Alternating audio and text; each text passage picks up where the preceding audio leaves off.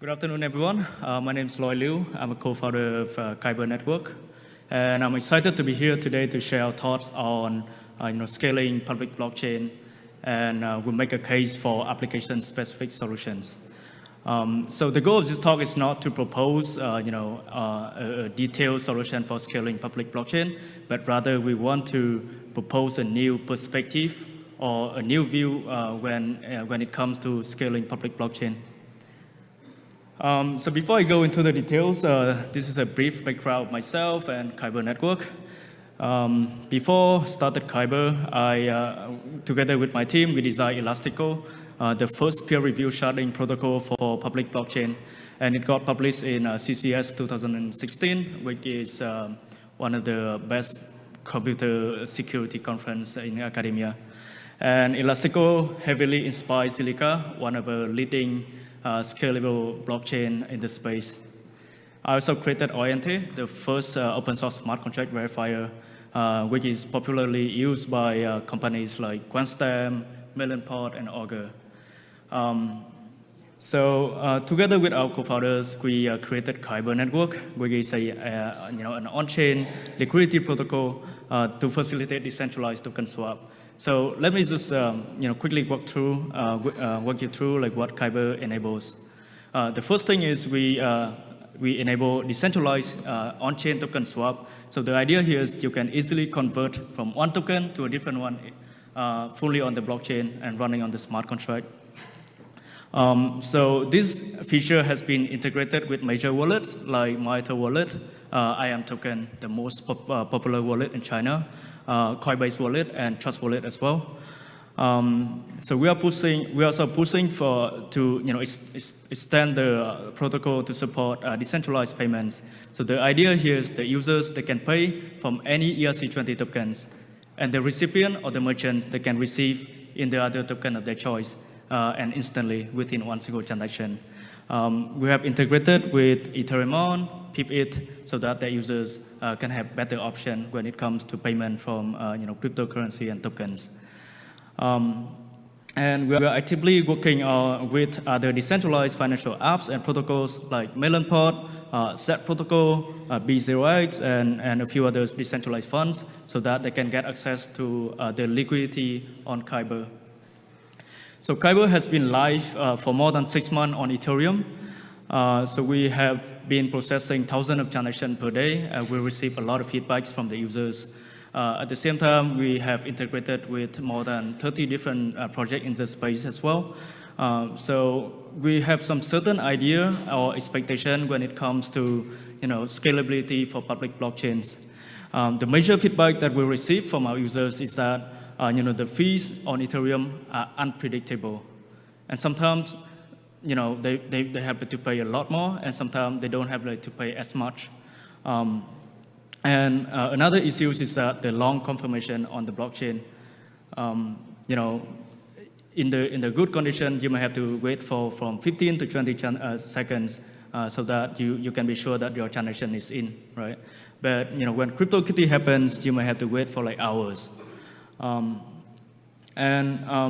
Working closely with other projects in the space also give us some idea about scalability, and we want to achieve scalability without paying more costs on the cross-platform integrations, because we have been integrating with several major protocols and platforms on the smart contract. So if it makes much harder for us to integrate, then it defeats the point, right? And that's why the transaction per second metric to Kyber is not everything, because what we see is that the metric of transaction per second is too broad. It doesn't capture other necessary properties of a scalable and practical blockchain. Instead, we need to have a scalable blockchain that can also provide or guarantee low transaction fees, low latency as well, and it has to allow ease of execution of complex transaction. The transaction that may involve different platforms, different smart contracts, and you can do a lot more there. These are the three main properties that we consider to be much more important for enabling real-world adoption and real-world use cases for public blockchains. Now, let's review all the existing scalability approaches that people are talking today. So there's one line of work that focuses on scaling the consensus mechanism that is underlying for the blockchain. And here I use several POS-based blockchain. The first one is VRF, or verifiable random function-based proof of stake, like Algorand or Dfinity. So they propose a new mechanism to randomly select the leaders in a faster mechanism. And another one is DPOS, or liquid POS. They make certain decentralization trade-off to scale up the blockchain. For example, with EOS, they only allow 21 people or nodes to propose a block. The main limitation of all this layer 1 scaling is that it's not the ultimate solution. Because if you think about it, the more the blockchain grows, the more data that people have to process. And eventually, not many people will be able to afford to run full nodes. And the blockchain will become pretty centralized in a sense, and that defeats the purpose. And if you have try running a full node on Ethereum from scratch, you will see the difficulty. And with EOS, with Tezos, and a few other blockchains, there's much more data that full nodes have to process. And at the end of and eventually, not many people will be able to set up their full node there. And people will have to resort to sharding or other layer 2 solutions to improve. Now, let's talk about sharding. Now, sharding is promising because it allows scalability without increasing the resources from nodes. The idea here is that you distribute the network into different smaller shards, and each of the shards manages its own chain that keeps a fraction of the state. So if you want to scale up, what you do is you just add more nodes, create more shards, right? Instead of increasing the resources at the node. But the main limitation for sharding is that the cross-shard communication may kill all the scaling efficiencies. And why do we need to have cross-shard communication? Because the data is distributed in different places, and there's no direct way for a smart contract in one shard to communicate and get the data on a different shard. And eventually, you may have to require many more transactions than what is done in one transaction today on Ethereum. So let me just give you a simple example. You want to book a hotel, and at the same time you want to book the flight ticket, and you don't want to book one without the other. Unfortunately, the hotel and the flight ticket smart contract are in two different shards. And you may have to do some commit and release scheme in order to guarantee that you book one without the other. You do not book one without the other. And it may require at least 3 or 4 different transactions to finish the operation. While with existing Ethereum, you can do everything in one single transaction. So it cancels all the efficiency gains from sharding. Another promising approach is Plasma. So Plasma is nice because it allows you to move all the transactions to a sidechain. And on this sidechain, there's a crypto economic mechanism to avoid cheating and to allow the users to move back to the root chain or Ethereum chain if anything bad happens on the Plasma chain. There are several challenges, including data availability. That means the validator, which is supposed to be centralized to offer much better scalability, the validator can become malicious, and it can withhold the data from the users. And when the validator is bad, there may be mass exit, right? And just imagine that there are millions of users running on the Plasma chain, and all of them need to get back to the root chain. It's not going to work, right? Because Ethereum now will have to process millions of transactions because of this. And most of the existing solutions trying to address these challenges by making more assumptions. So that's why we are seeing a line of work like Plasma Cache, Plasma HT, and a few others. But that's not the main limitation of Plasma. So for Plasma, the most well-known way to scale up is to add more layers. And Plasma is already a layer 2 solution. It's already hard for you to reason about like security and data availability. Now, if you want to add more layers on top of that, it's going to be a nightmare for anyone to guarantee anything. And not only about security, but also interoperability as well. What happens if you're running something on this Plasma chain and you want to get access to information on a different chain? So that's why Plasma is more suitable for standalone ecosystem. Like if you have your game, you can run on Plasma chain. If you have your social network, you can run it there, right? Instead of creating a platform for everything.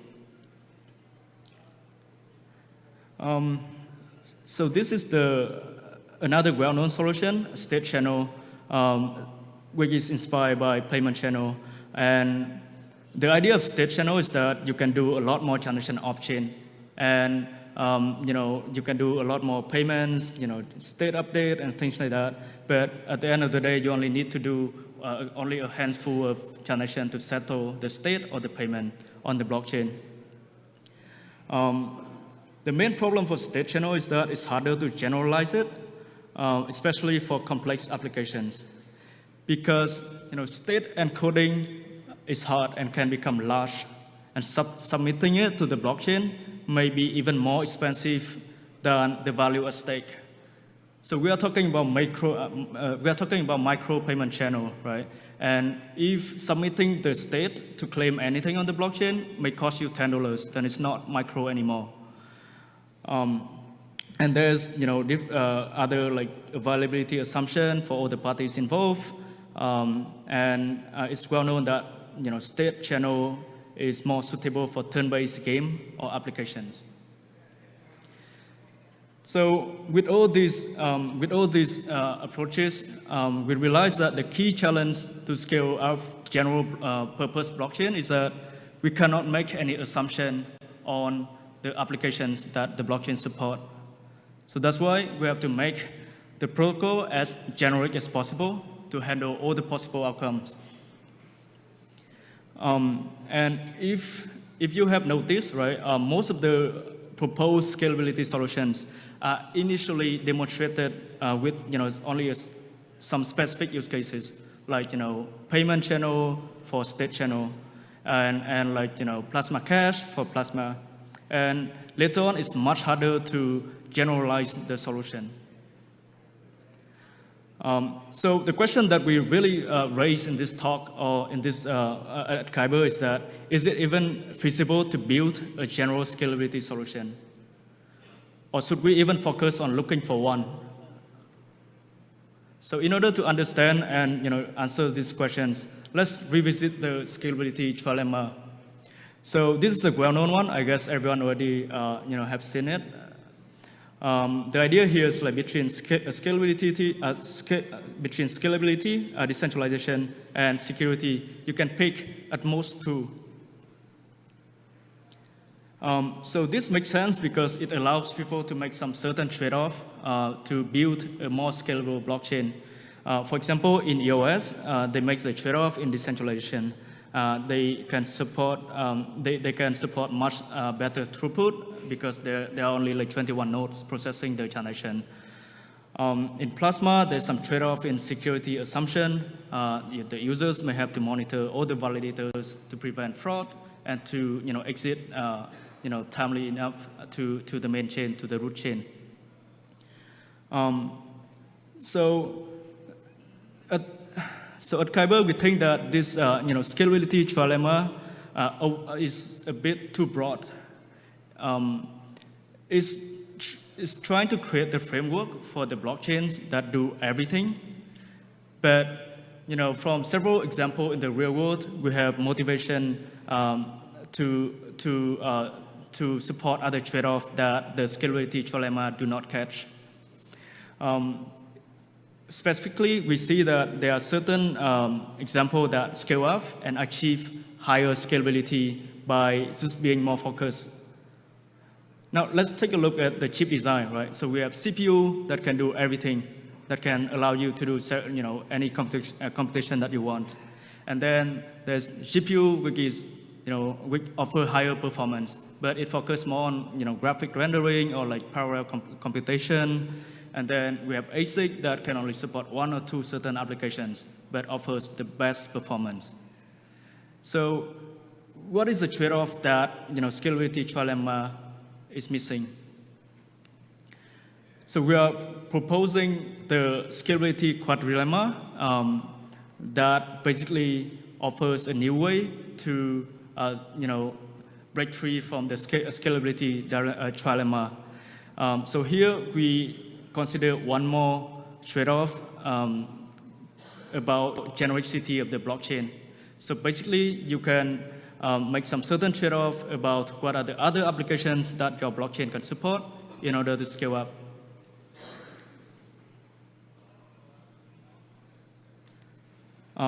So the idea is that if we can make some assumption on the execution of the application in your blockchain, then you can tailor some specific solution that leverage this assumption and scale up accordingly.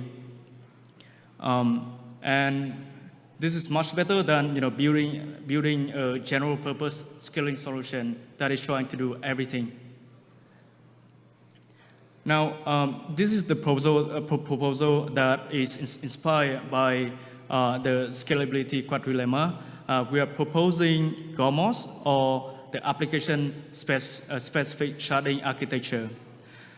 So the idea of Gormos is that we realize that many applications can benefit greatly from sharding. So these applications are the ones that have multiple components. And each of the components does not talk to each other so frequent. So now you can easily create a sharding strategy to put each of the components in a separate shard.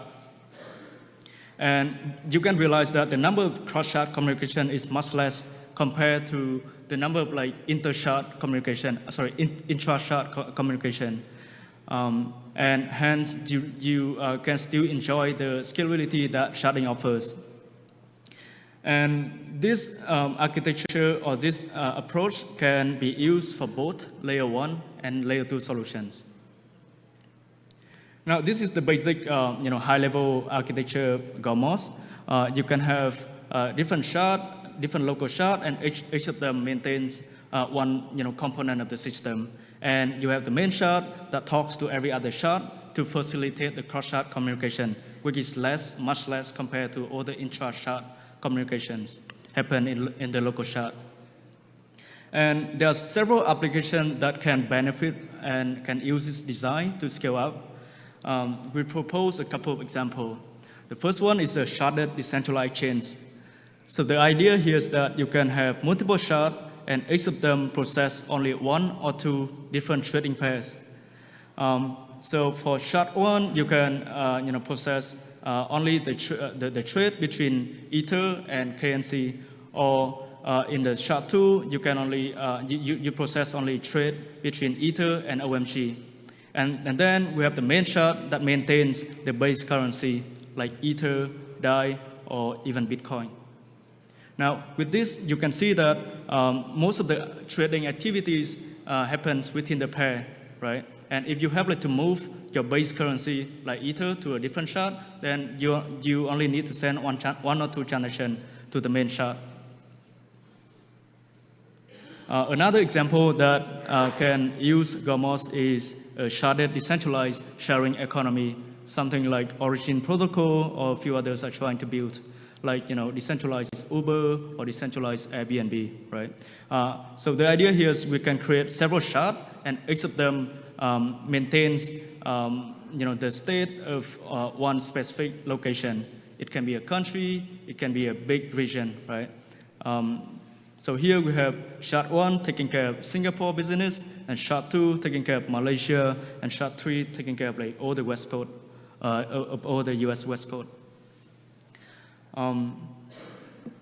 So to conclude, I hope that I have convinced everyone that scaling general purpose blockchain might not be feasible, and developers or researchers should start looking for solutions that work better for their purposes instead of trying to generalize everything. We also propose Gormos, which is an initiative that we have been spending a lot of time doing research at Kyber. If you are interested, please feel free to reach out to us. We are happy to collaborate. Thank you.